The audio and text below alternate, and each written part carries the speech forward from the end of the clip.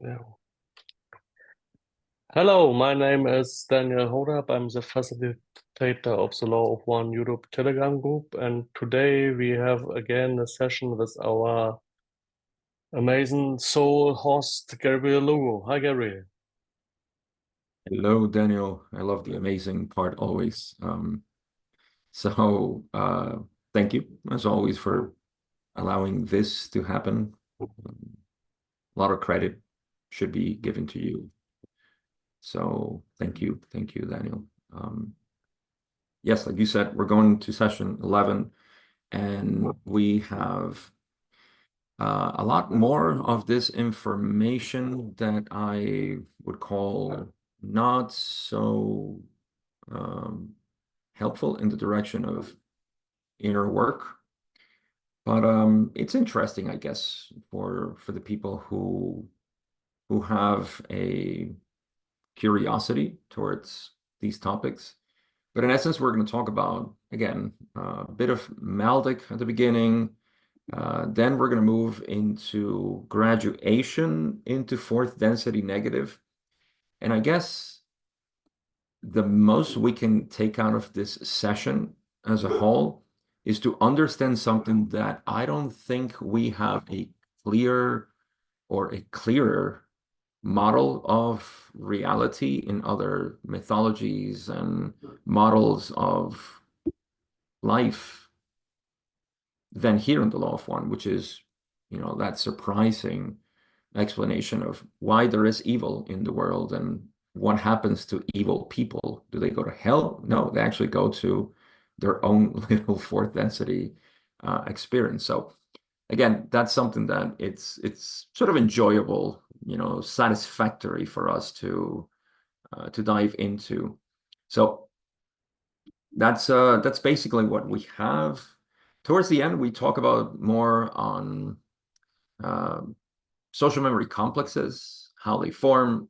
And yeah, I think at the end, we even talk about the distribution of knowledge or understanding in terms of technology and how that was communicated. That's through the Confederation and Orion, believe it or not. So again, I'll try to go over the questions, not to stay too long in them, but just maybe spike the curiosity of those who want to get more into, and those who don't, then yeah, it's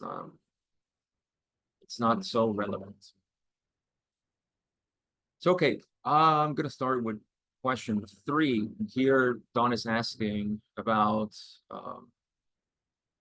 Maldic, right?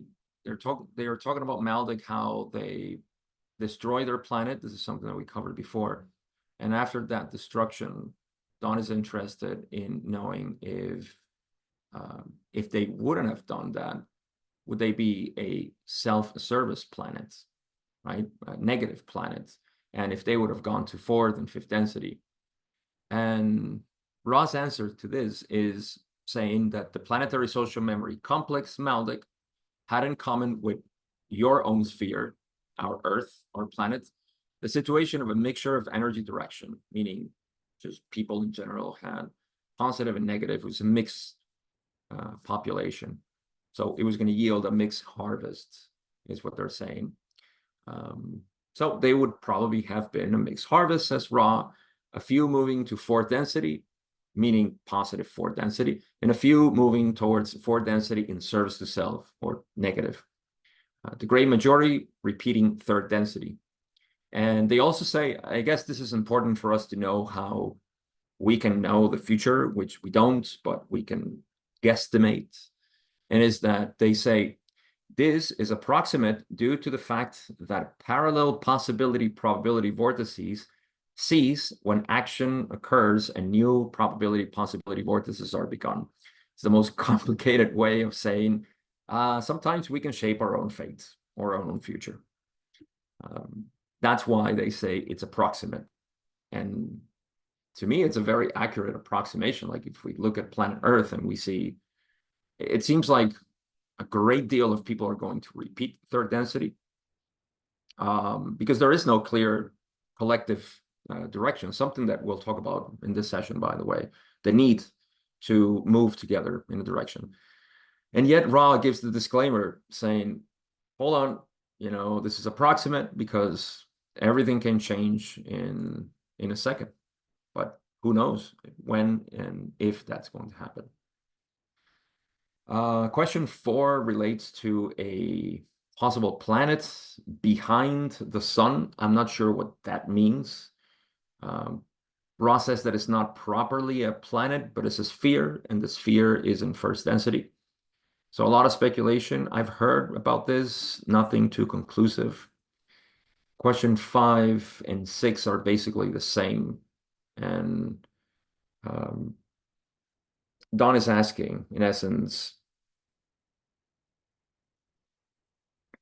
are we going to have graduation into fourth density? Is there possibility for some here, right? As our cycle ends and graduation occurs, is it possible for anyone to go from this third density to a fourth density planet that is self-service type, so negative?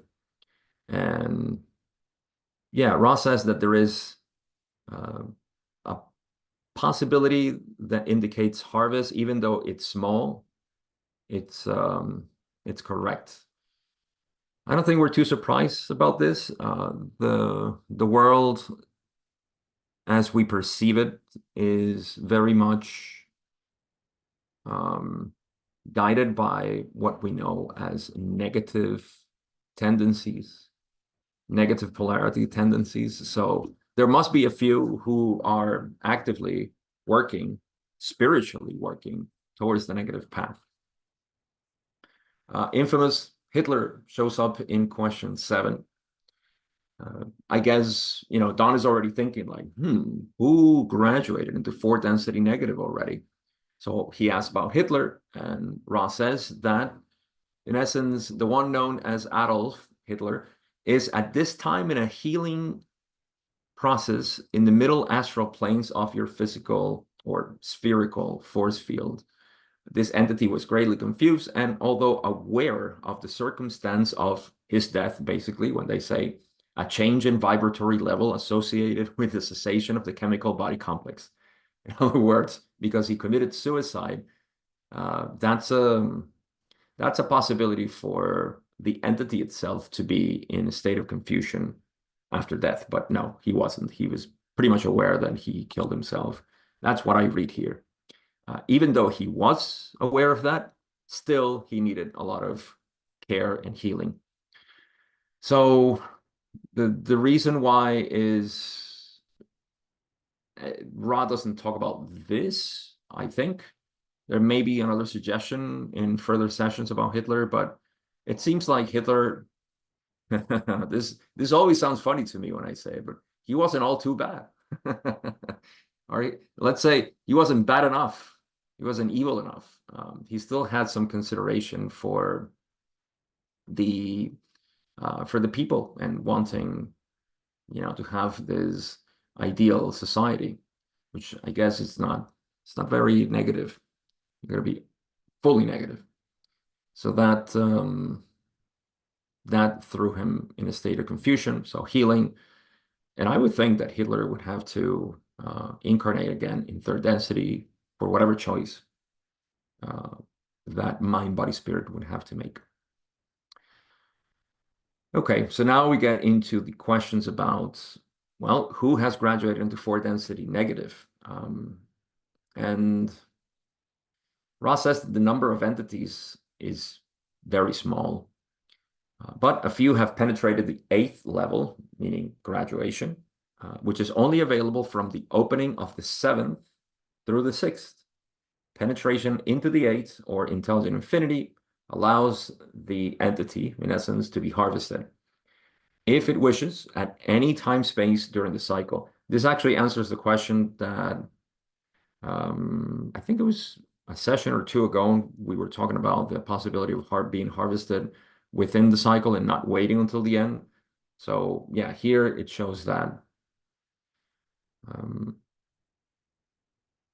Do we know people in our history? This is a kind of confusing one to me, and I'll explain why, because they talk about who has graduated into 4-density negative to another planet because they have to leave the planet, right? They can't stay here. And Ross says the one known as Taras Bulba, and we know Genghis Khan and Rasputin as historical figures. We have a lot of history of them, but I remember reading on Taras Bulba, and it's supposed to be a fictional character, so maybe he was a real character, and whoever wrote him, I forget which century this was, whoever wrote him sort of knew about him subconsciously, and that's why he wrote the character. I am not fully sure because this, again, shows up as a fictional character, Taras Bulba. So no way to speculate there, and I'll just move on. So how do they accomplish this polarization and movement into 4-density negative? Ross says all the aforementioned entities were aware through memory of Atlantean understandings having to do with the use of various centers of mind-body-spirit complex energy influx in attaining the gateway to intelligent infinity. In other words, they had a precognition of activation of energy centers to get in contact with intelligent infinity, and so they did it through the negative path because that was their inclination. Don is interested to know if they were able to do magic and paranormal things while they were incarnate, and Ross says that this is correct. Although the first two, Bulba and Khan, they made very little use of these abilities. However, they were bent single-mindedly upon service to self and sparing no efforts in personal discipline to double, redouble, and so empower this gateway. So they took the long way, but they did. The third one, Rasputin, which we have a lot of, I guess, weird information about him and what he did. Well, he was a conscious adept and also spared no efforts in the pursuit of service to self. So again, I'm not a scholar on these guys, but what little I have read and seen from them, it's compelling with what Ross says here. Except Taras Bulba, I still don't know who he is. There is some question about the location of these entities in question 12. Where are they?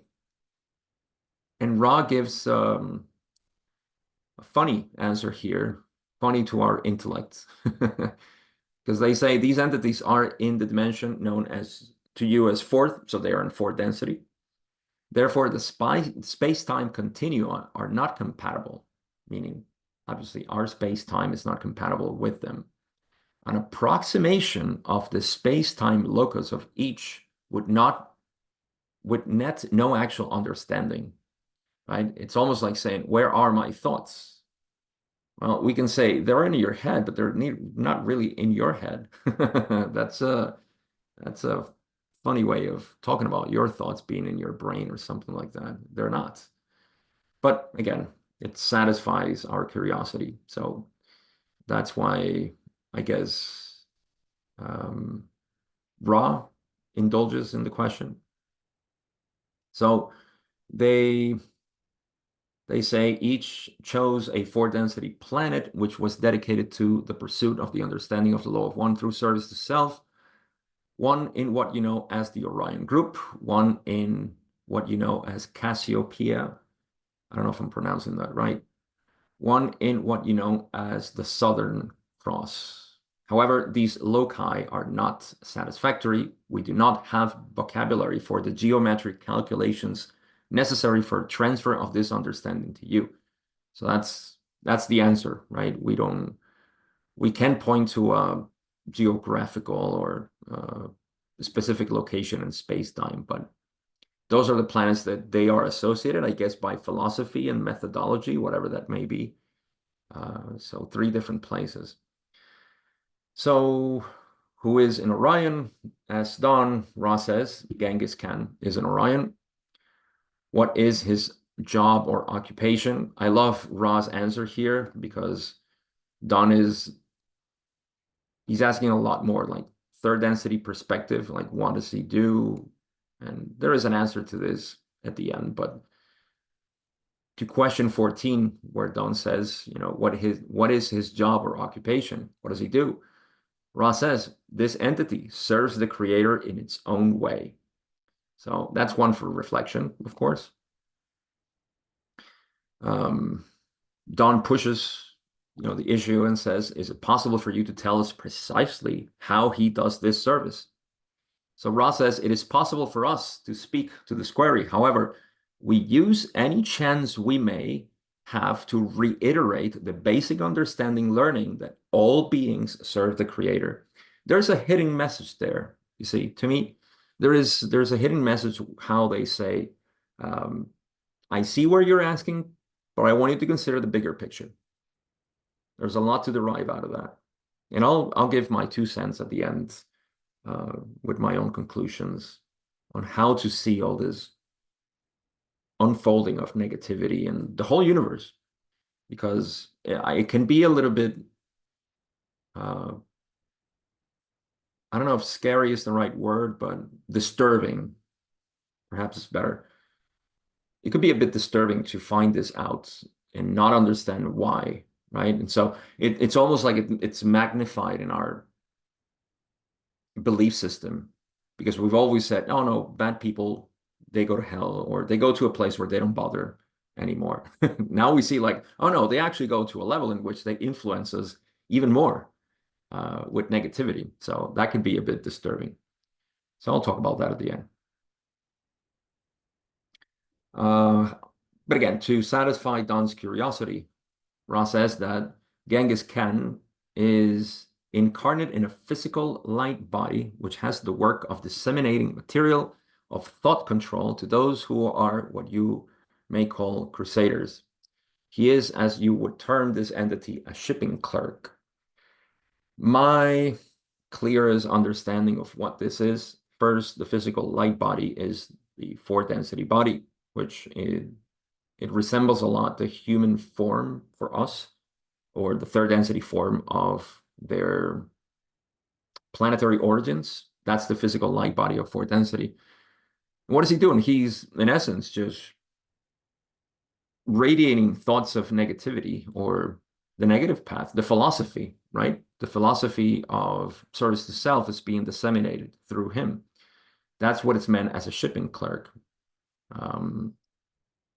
How that radiates through the social memory complex that he is, because they all work sort of in unison together. I don't know. But those are the little things that we have. This is not that explicit, but in question 16, Don says, what do the Crusaders do? And Ra says, the Crusaders move in their chariots to conquer planetary mind, body, spirit, social complexes before they reach the stage of achieving social memory. So how do they do this? I think we're going to get some glimpses as to how they do it. Just bear in mind that, again, the purpose of negative entities in other densities is to continue, of course, the dissemination of a philosophy that can conquer a certain population for their own benefit. In other words, to increase the size of their empire. We have so many examples of what this looks like in third density. It's just magnified in fourth density and fifth and so on, especially in fourth density when they're working collectively.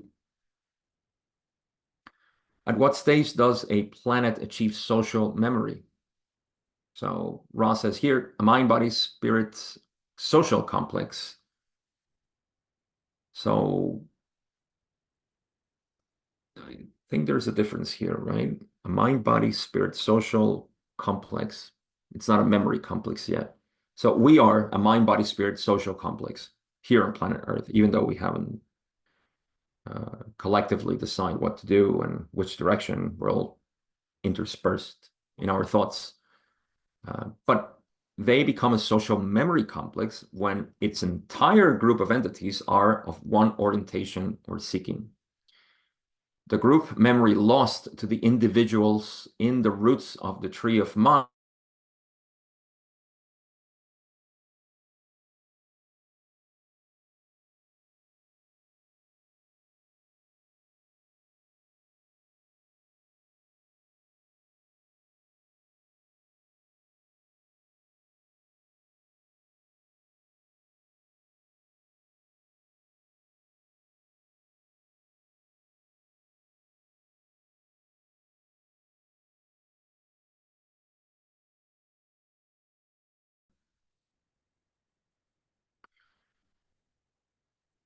But this is the first glimpse that I think we have so far of how a social memory is formed.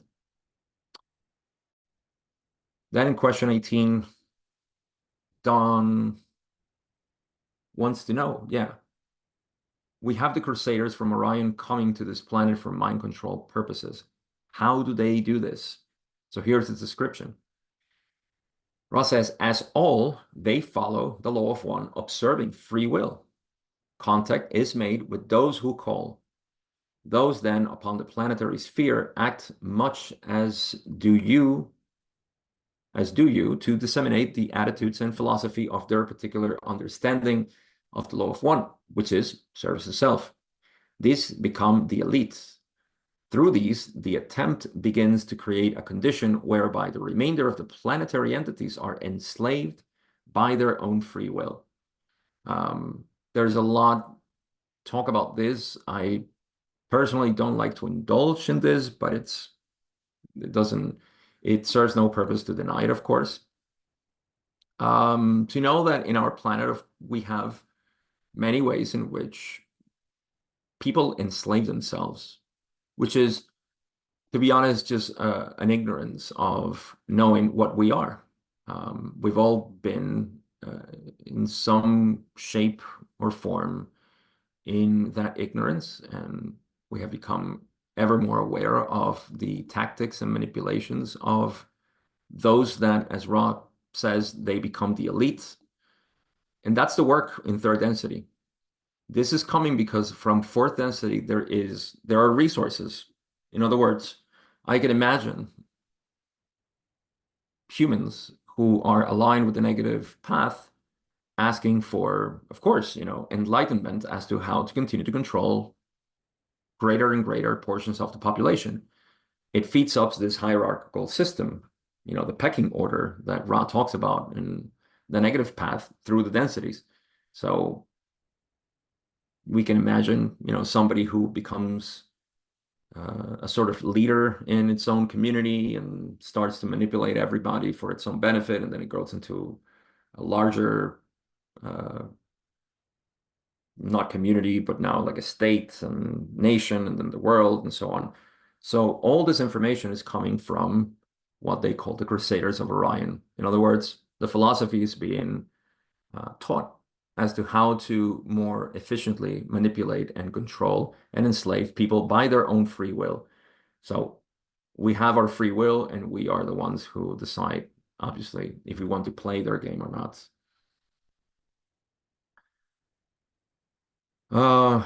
Don steps, outside the line here, I guess, when he says, can you name any of the recipients of the Crusaders? That is, any names that may be known on the planet today.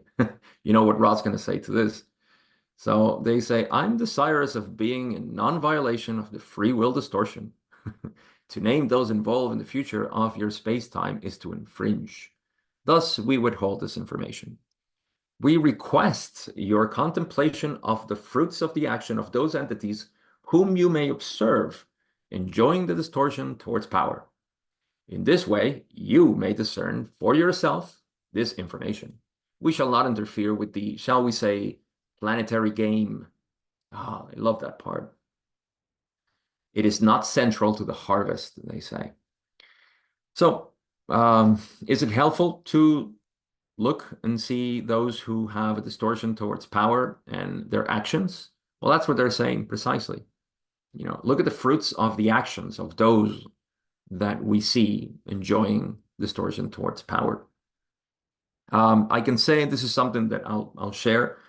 This is something that we all need to discern. I think there is a lot of fear as to people who want to manipulate you. I think there are well-intentioned people out there who genuinely want to change the world. They're not seeking power, but they're seeking higher order in terms of conscious order. So I think it's important for people to enact their own discernment. Ultimately, of course, the only manipulation is the one that you do to yourself. When you're free of that manipulation of your own separate self to yourself, and you're free. It doesn't matter what they do or what happens in the planets or other people. But again, it's all matters of degrees. Yes. So more about the philosophy and how they convey it.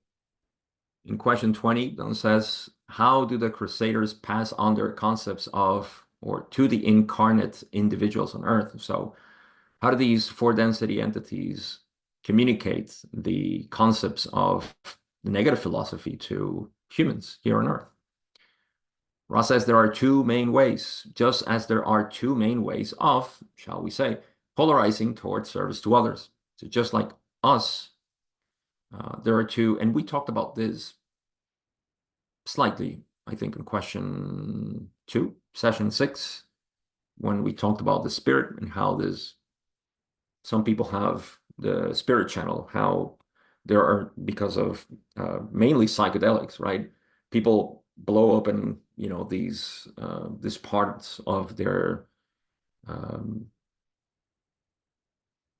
energy field, and so they're able to have this contact with intelligent infinity without the proper training or the proper the gentleness of gradually moving in that direction. Something similar here is linked to the ways that this information is thrown into the individuals that are seeking this. They say, there are those mind-body-spirit complexes upon your plane who do exercises and perform disciplines in order to seek contact with sources of information and power leading to the opening of the gateway to intelligent infinity. So this is the negative adepts way. Yes, it's a gradual process. And then there are others whose vibratory complex is such that this gateway is open in contact with total service to self, with its primal distortion of manipulation of others, is then afforded with little or no difficulty, no training, and no control. So that's what reflects question 2 in session 6 about the opening that some people may have. What type of information is passed on from the Crusaders to these people? What's the philosophy? Well, here's where we get more into technology and how we've gotten technology over time. Ross says that the Orion group passes on information concerning the law of one with the orientation of service to self, so the negative philosophy. The information can become technical, just as some in the Confederation, in attempts to aid this planet in service to others, have provided what you would call technical information. The technology provided by this group is in the form of various means of control or manipulation of others to serve the self. So I can imagine, if we're talking about technical, you know how we've always said that a tool is a tool. We can use it for destructive or constructive ways or purposes. Well, I feel that that's exactly what's happening here. We have the capacity to decide, and that decision comes, of course, from the direction of how we ask this technology to be useful for us. So Don, of course, is thinking of highest technology that we have, and says, do you mean then that some scientists receive technical information telepathically that comes out then as usable gadgetry? And Ross says that this is correct. However, very positively, as you would call this distortion-oriented so-called scientists have received information intended to unlock peaceful means of progress, which redounded onto the last echoes of potential destruction due to further reception of other scientists of a negative orientation distortion. In other words, we always get technology that is neutral, but who receives it and who plays it out? Next question. Is Don curious about nuclear energy? Is this how we learn about nuclear energy? Was it mixed, both positive and negative orientation? Ross says this is correct. The entities responsible for the gathering of the scientists were of mixed orientation. The scientists were overwhelmingly positive in their orientation. The scientists who follow their work were of mixed orientation, including one extremely negative entity, as you would term it. So again, we just see the same pattern here is technology that can be put into good use or on a positive way, let's say. And there is mixed orientations as to how we use it. Don asks if the extremely negative entity is still incarnate on Earth. Ross says that, yes, it's correct. And of course, Don realizes, I assume you can't name him, and would ask you where Nikola Tesla got his information. The one known as Nikola received information from Confederation sources, says Ra, desirous of aiding this extremely, shall we say, angelical positive entity in bettering the existence of its fellow mind-body-spirit complexes. It is unfortunate that, like many wonders, the vibratory distortions of third density illusion cause this entity to become extremely distorted in its perceptions of its fellow mind-body-spirit complexes, so that its mission was hindered and, in the result, perverted from its purposes. So, once again, we just see the effect of having power structures that, although we may receive something positive and helpful, it can get distorted. It seems like Tesla himself was affected, or he was vulnerable to the distortions of, and it's interesting, right? Because Tesla had Swami Vivekananda was his mentor to a degree, and from whom he actually learned a lot. But still, he had some extremely distorted perceptions towards people, as Ross says here. So again, he got the information for the Confederation. We can generally see all this information as, if it's inspiring and constructive, then it's definitely positive. If it's this sense of doom and gloom and with the direction of save yourself, manipulate others, and so on, then it's kind of negative. How was Tesla's work supposed to benefit man on Earth, and what were its purposes? I'm going to read these two answers are related. So, how was Tesla's work supposed to help us? Ross says that the most desired purpose of the mind-body-spirit complex, Nikola, was the freeing of all planetary entities from darkness. Thus, it attempted to give the planet infinite energy of the planetary sphere for use in lighting and power. And Don, good question. What do you mean by darkness? And Ross says, we intended to speak of freeing those of your planet from literal darkness. How would this benefit the planet? How would this be commensurate with the law of one? What is the value of having, light and energy? Ross says the product of such freeing would create two experiences. Firstly, the experience of no need to find the necessary emolument for payment in your money for energy. Secondly, the leisure afforded, thereby exemplifying the possibility and enhancing the probability of the freedom to then search the self for the beginning of seeking the law of one. Few there are working physically from daybreak to darkness, as you name them, upon your plane who can contemplate the law of one in a conscious fashion. I want to pause here before we finish this, because I have something to say. And just to recap, the idea of providing infinite energy source, right? First of all, we don't need to pay for it. It's free. And we can imagine what that would, do to society itself. How much would that reduce the production, energy is related to everything. It's not just electricity. Oh, we're not going to pay our electric bill. No, transportation, all the technology that arises from this is just freeing the whole world from the most scarce things we have is energy. Once you have all the energy available, then you have basically all the possible time for you. So that's the first benefit that Rod talks about. We don't have to pay for energy. And because we don't have to pay, nobody has to. And that lowers everything in essence.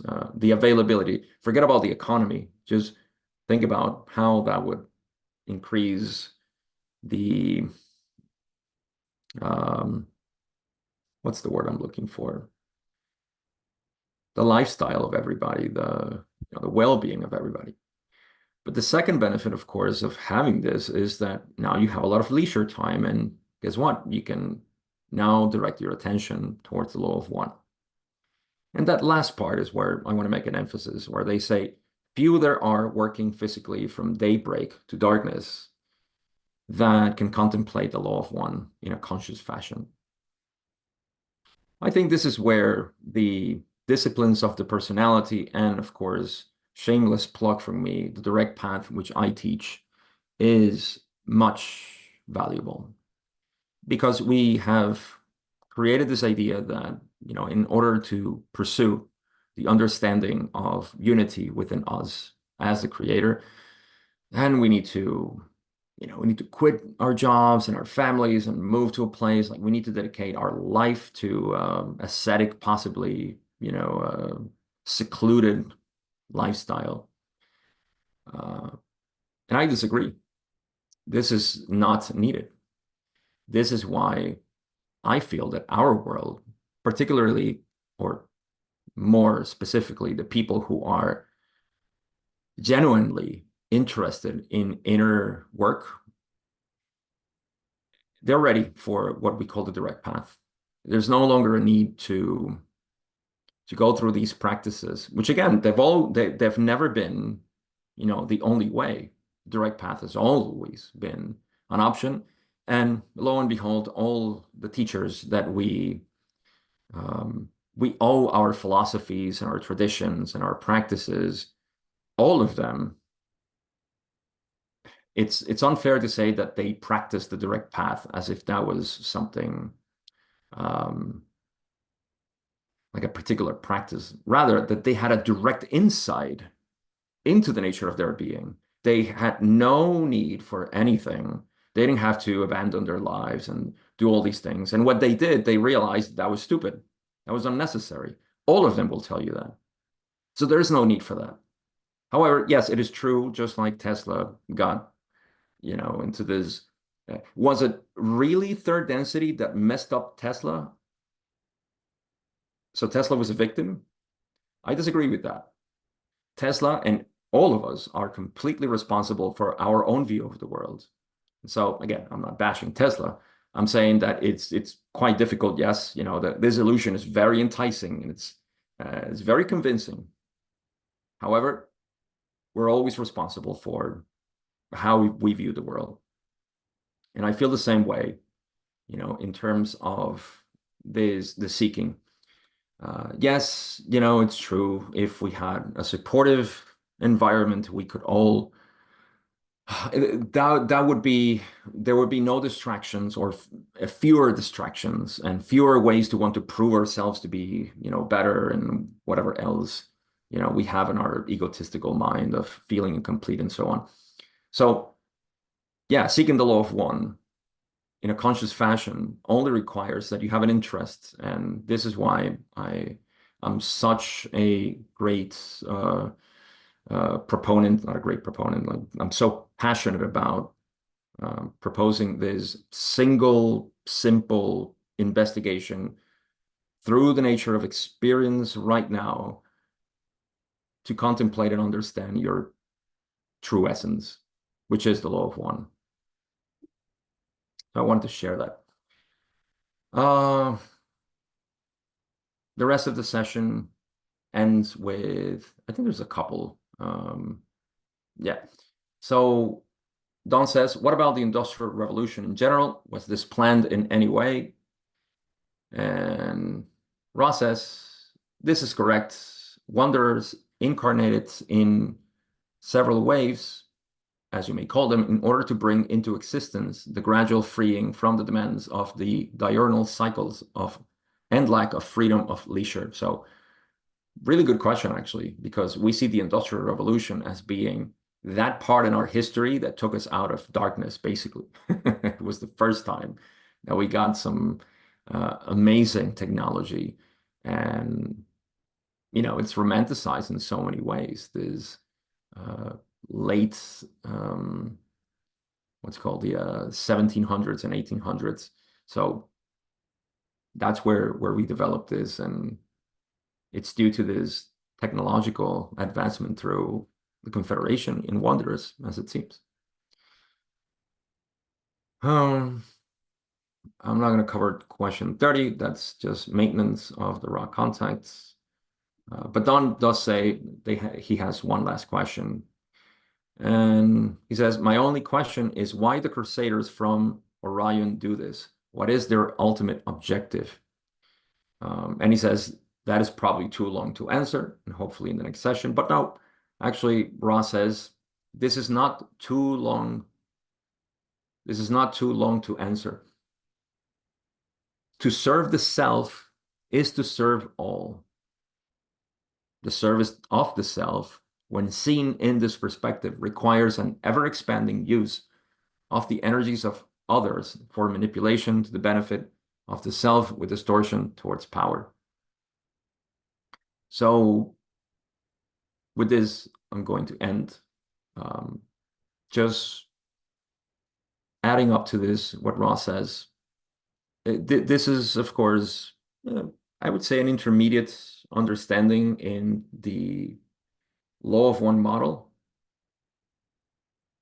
First, understanding and accepting, we don't have to, but it seems natural for most of us to see, okay, yes, I see the reason why there are negatives who move into a higher experience.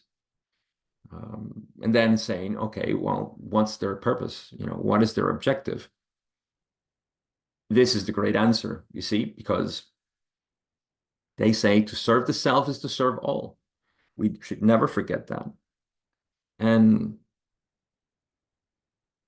my perspective on this, my experience from beginning, I was really excited when I heard about this because this was a question that was lingering in my head, of course, for decades. Why is there evil in the world? If there's supposed to be a benevolent entity called God or whatever, why is it, that there's evil? And there's no satisfying answer to me out there. This was a good step for me to understand that, okay, there's a bigger picture, and even the negative entities are not separate from us. It's actually the same self. But there's a higher understanding that starts to just simply wash over you, which is that imagine that you are inside your body. You are some sort of entity in your body, or your awareness goes into part of your body, and you see all this conflict going up and down, with different bacteria and the warfare, all this tension between, let's just call it bacteria, right? And you look at all of this and say, my God, what's the purpose of all of this, you know? And there is good bacteria that is fighting for territory and, you know, nutrients and so on with the bad bacteria, and the bad bacteria are doing the same thing, and all of this unfolding inside of you. But when you look at the macro of your body and you see, oh, okay, all of that is just simply creating the experience of my body. I could be quote unquote healthy, or a balance between this gut microbiome, um, or I could be unhealthy. You know, at the end, who cares? I'm alive, you know. And when I die, none of these good and bad bacteria are going, they're just matter, you know. They were just there for the playing, for the animation of what I call myself, right? So in the same way, when you look at yourself as the container of experience rather than something within the experience of awareness, at that point, you're the whole body. And it doesn't matter what's happening at a family level, nationwide, global, galaxies and super clusters of galaxies with negative against positives. Who cares? It's all one animation within you. You're not within that. And so you lose all fear of whatever it is that these negatives are doing, and they're manipulating you as if you were an entity. Um, no, that's not true. Unless you believe that you are that independent agent of reality that must somehow fend itself. So this is the greater perspective that is seen, and which is actually very satisfying in the non-dual understanding, to know that everything is contained within you. This is not a philosophical approach, by the way. This is a pure understanding that is available to us right now in this moment. And I believe that it transcends everything. And that's what Ross says. There's a point, I don't think they mention it here. I don't think I skipped any questions, but there's a point where, in essence, they say that all of this, you know, positive and negative at the end, it just dissolves. It's nothing. From the perspective of sixth density, all of this is it's nonsense. It's no problem. So do we have to wait for sixth density? No way. You have a sixth density analog that is called your indigo ray. If that is properly tuned and that's properly nourished over time, which is the way of the adept, then you will be able to see through that. You don't have to be in sixth density or in the awareness of the creator. Oh no, I'm a human, so I must live from third density perspective. Well, that's your choice, but that's available right now. In any case, that's the best I can make out of this session. And that's my ending. Thank you very much, Gabriel. I personally much loved that session because I'm also a big fan of Nikola Tesla. So I properly can talk about a lot, almost 1 hour only about him. And anyway, as it is, what do we say, not important information, but still very interesting. So now is the time if anyone have a question you like to ask, then just raise your hands or your comments or share your thoughts. If you don't want to ask by yourself, you can write it also in the chat. Meanwhile, I will share some thoughts about Nikola Tesla, about myself. I personally believe that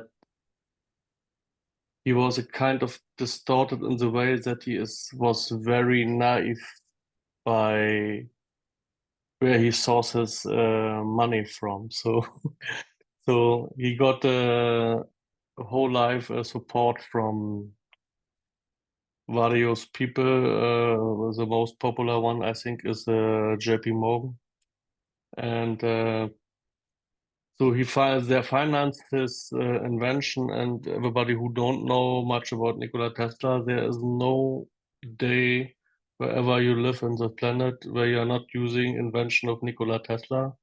Every time you're using the remote control or something with an electric motor inside. So everything was invented by Nikola Tesla. And but he doesn't make much story about it. He just want to give it to the people, and he not even a lot of his invention he didn't register with a patent for patent, so he did it just free. But this is one of my personal passions. But Tatiana, I have a question. I want to share something. Go ahead.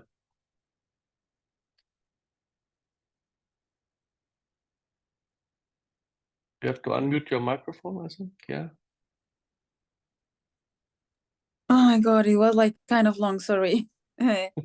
So, Gabriel, thank you so much. I have been thinking a lot about this aspect you mentioned today, and also not just today, also when I read the book and I hear the audios.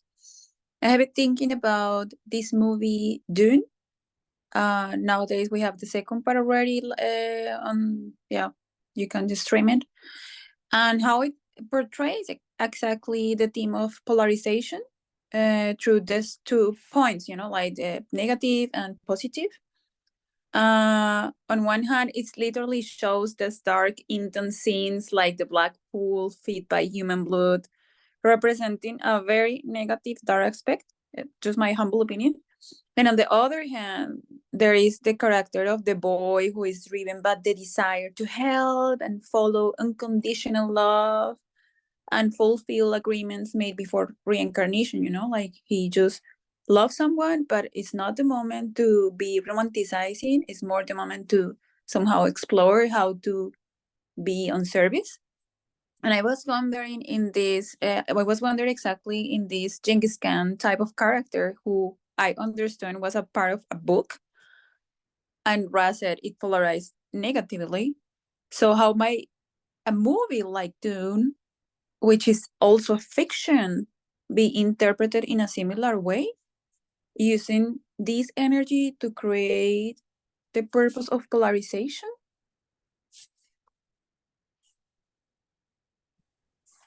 Yeah, well, first, it wasn't Genghis Khan, it was Taras Bulba. Taras Bulba, yeah.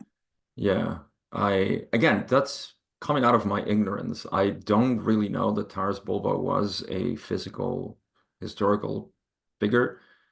In my very limited research, I've never found Taras Bulba as a person.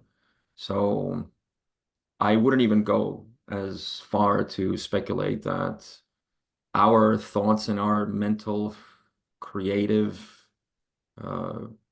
characters can somehow polarize. I don't think I would go as far to say that. I just have a big question mark, in terms of what is this Taras Bulba?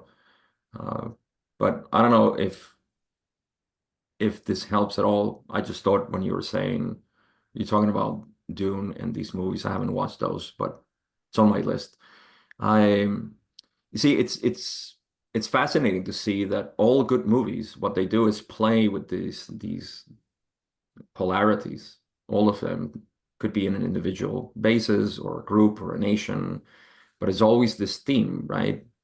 In the Law of One, we talked about Star Wars a little bit, and Ross says like, yeah, that's like a children's way to depict the reality of how things are. So not children's, but it's like a story that conveys that. So we can see a little bit more this enjoyment of the creator, us, to these, apparent conflicts of polarities, which they're not, they're complementing each other. And yeah, but as to the nature of polarization of a character, I couldn't speak to that. Why I mentioned that because I think it's also like the kind of content you can somehow be fitted, like you are watching these movies or you are reading these books or you are just like going to a theater and then you see this information and somehow it get printed in your knowledge, if we call it knowledge, or maybe it's just it got again a stamp in your thoughts and your remember, okay, this is like kind of exercises you can do. But I think I read, I'm not sure, I think I read on the page of LNL Research that indeed it's a character, and it was just written in a book, and it was about like this emperor who was doing really cruelty things. And so that's what I'm thinking about. Like, okay, you can, I know you said already, okay, big question with big mark. But it's like fascinating in how many different ways then you can achieve a purpose somehow, you know, like, I don't know, and also in which type of matter you are allowing to do that. So it's just like pop again this movie in my mind. It's super watchable, like something I recommend. I was like very skeptical to watch it because, you know, like, yeah, it's in movies and yeah, it's just to make money. Maybe it's just like that, maybe not. But I was like, oh my god, this is law of one. This is just law of one. So yeah, it's again glimpses a lot of aspects you were touching today here in this session. And yeah, thank you anyway for it. For again, you know, this is part of our process. Remember, experience. And each day we are just evolving, transmuting, accepting, and continue the journey.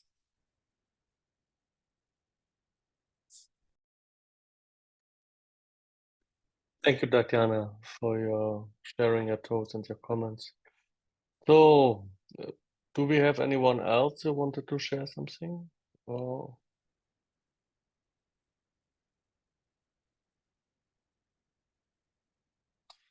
oh, yes, I see. Josh, go ahead.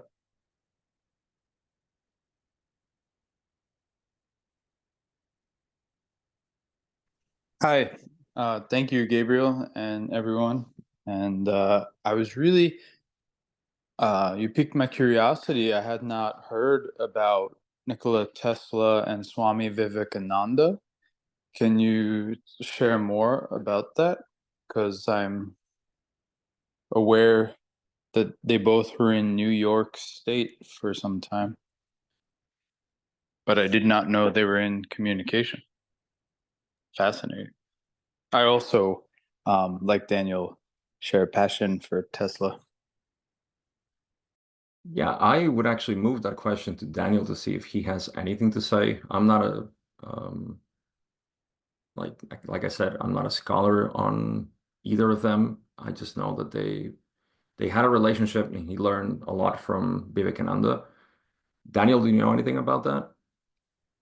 No, not in particular things, but I know that Tesla have a contact to today a lot of famous people or well-known people. He was a close friend to Mark Twain. He was very close to what do you call him, Albert Einstein. So he refused. He was involved in the Manhattan Project somehow, and but the funny part of Tesla is what I really love in him. Every time he realized that it is becoming a more military interest in his invention, so he immediately pulled out.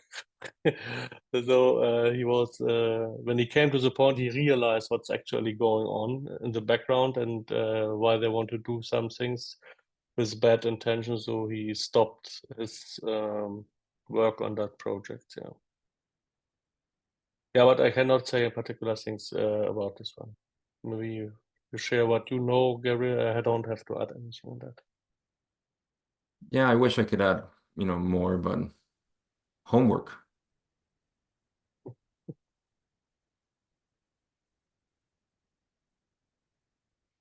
Josh, you have anything to add or a follow-up question, or we cannot say much Yeah. about that? Go ahead. No, I appreciate it. I just thank you for your responses, and now I know. Now I have something to look into. Yep. Thank you. Oh, Thank you for your question, Josh. So, we have a few more minutes. If anyone want to share something? If not, so I would ask Gabriel to may say some closing words, or maybe give us a small forecast for next week, session 12. Yeah, no, I'll take the time to just reiterate what I said about not needing a reason or having an excuse to access our true nature, which is available always now.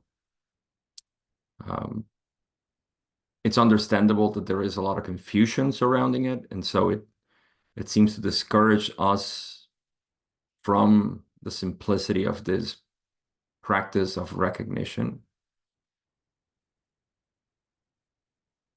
But to dissipate any, at the very least, any notion that tries to convince you that this is something that will happen in the future to you. At the very least, to contemplate the possibility that this is available now, and that it is actually so simple, rather so effortlessly available to us, that we overlook it in favor of phenomenal experience. Of course, what I'm talking about here is the seeking of the law of one, seeking of the self, recognition of God being, whatever it is that tickles your fancy there in terms of what divinity is and unity is. This is available. It's not that it's available, it's just the confusion is always ready to be cleared out. And the more we access this over time, the more we dedicate our will and our faith to this, the more it's going to begin to shine through us, and it becomes just a side effect of you. In other words, it becomes a side effect of this constant devotion to your truth, which your truth has to be everybody's truth. It cannot be a partial truth. There is no such thing as a partial truth. So just to say again, you don't need this in the future. You have it now. And we're ready for this. I think we've always been ready, but we need it more now than ever with all the different availabilities that we have in the world, and confusion can be exacerbated in this regard. So I just wanted to emphasize the simplicity of what this means, and yeah, it's always here. So invite everybody to just take a look inside. That would be it for me. Thank you very much, Gabriel. Very warm words to the end. And thank you for the participants to be with us today, and those who are watching it later on YouTube. And I'm looking much excited for next week for session number 12.